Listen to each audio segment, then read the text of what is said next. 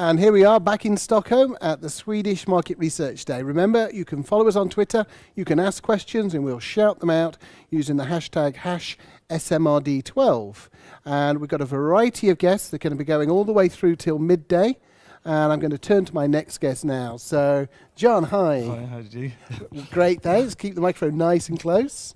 And I guess, first of all, we should do name and company. I'm Jon Puleston from GMI, and I'm in charge of innovation at the company. In charge of innovation. Do you have to innovate every day? I don't know, but I try to.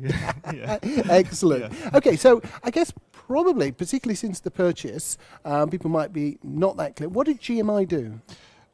We're sort of a wholesaler of services to the market research industry. We largely provide panelists to take part in surveys, but we also, organise the production of surveys, design of surveys, the coding of surveys, and then sort of organising the data at the back end of that. So we sort of like do the donkey work for market research companies largely.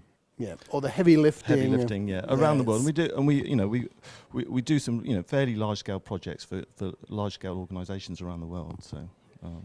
Excellent. Yeah. Now, you're here as a speaker. Yes. Yes. And you're speaking when? 1 o'clock. All right. 1 o'clock, which is like my lunch time. So. Yes. Yeah, we're 1 hour ahead of the UK here. So what are you going to be speaking on? On sort of gamification, really, just sort of catch up of some of the work we've been doing over the last year on the topic. Hopefully a sort of 20-minute session on how to turn a survey into a more game-like experience. Okay, we'll probably go right back to the beginning on that because we've got people all over the world online listening to us. What is gamification? Well, it's a horrible term. I don't really like the phrase. But it's the idea of applying gaming techniques to sort of non-gaming type situations as a mechanic to encourage participation, more active participation. And it's a very powerful tool that's been used on all sorts of levels. Governments are using it now, marketing companies. It's become obviously one of those horrible buzzwords. Give me a really simple example of something that you've gamified and it's helped.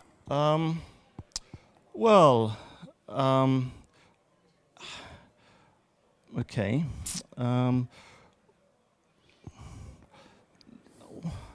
Shall I hint? I mean, what about, were you going to time limit?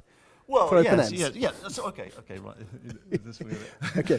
I mean, if I ask you to name a brand of washing powder, you could name any brand, and if I challenge you to name a brand of washing powder, it becomes a different exercise mentally, and it sort of sparks you have a Pavlovian response to want to answer that. And if I say you've only got a minute, see how many brands of washing powder you can name in that minute, all of a sudden you are urged to now list as many as you possibly can, and that is a sort of a reaction we're trying to engender with the thinking of gamification. And one of obviously the biggest hurdles when you're constructing particularly online research is the nonchalance of respondents, and who encouraging them to get enthusiastic enough to think about answering the question.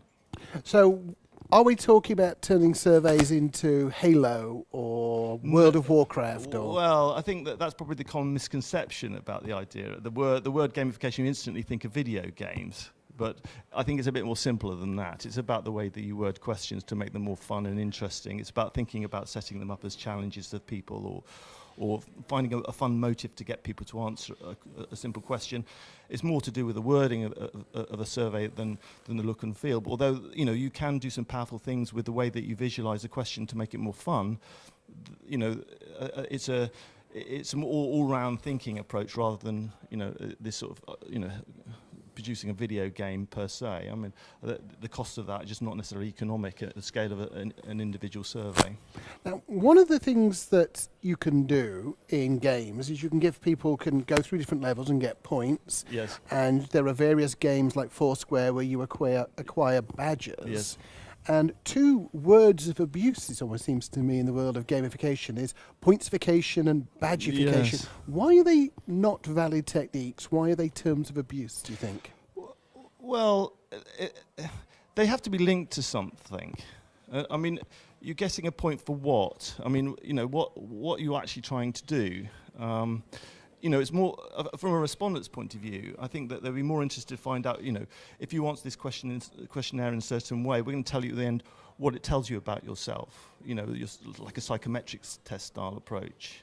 It's not to say that you can't use points as a sort of an encouragement mechanic if they could be converted into something that's tangible. If you write something, if you write over 100 words, you'll get an extra point which might be converted into some sort of redemption at the end, or entry into prize or something. But I think a lot of just the willy-nilly use of a point in an earning point or a badge, great, yippee, I've got a badge. What does that mean? You need to think beyond that. In quite a few of the online discussions, particularly the communities, they will often have a prize for the best post of the week or the best post of the month. Now, is that positive gamification or is that pointsification, would you say?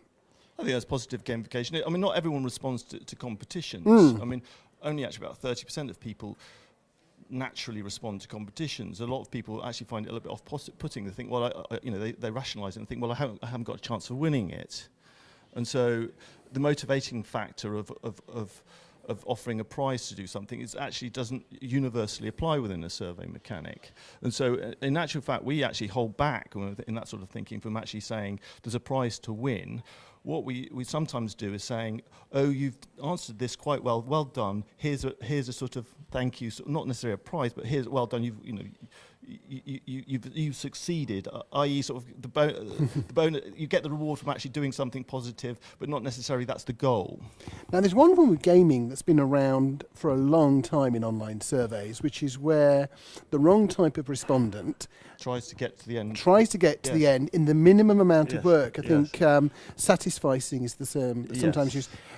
But that is gaming, surely? Yes, it is, yes. It is. Without doubt, it's someone understanding how to play the game and playing it successfully under their own rules. And is there a way of turning that round to make it productive, do you think? So we could say to people, do this survey better and you will we'll ask you fewer questions. Because normally we say, if you're doing the survey really well, we'd like to ask you more questions. I like that idea.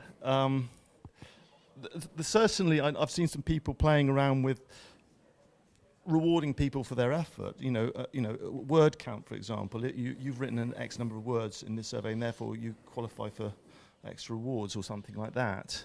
The idea that if you concentrate and answer carefully the questions, we're not going to ask you so many. I don't know how that would work naturally. Yes, it's a nice philosophical idea. Now, you seem to be at almost every conference around the world at the moment, Jon, which is excellent. And you've been riding gamification. What's next? What are your interests that you're looking at doing next after gamification? It's like difficult second album stage, I suppose. I'm very interested in the more sort of holistic creative process of designing surveys. I think it is an art form akin to designing advertising. And I think that gamification is nothing more than a technique that makes surveys more effective. And I want to step back and look more holistically at the creative process. I'm very interested in how to design more effective surveys. That's essentially how we came into gamification in the first place. I want to step away from specifically before, I don't really like being labelled as a gamifier. I think it's an interesting technique, and I think there's all sorts of different ways you can think about improving surveys outside of the sphere of gaming, and that's really ultimately my aim. And so I think a lot of the work I'm doing now is looking at the more, taking, tasks like a tracking study, or a standardized thing we do, UNA studies, and looking holistically and saying, how can I improve these using every trick I have in the book, every technique, what ultimately, how do I make this a better survey? And if I get gamification out of the bag for a part of it, yes, but I want to think, step back and look at the wood and not just the tree of gaming. Excellent. Thank you, Jon.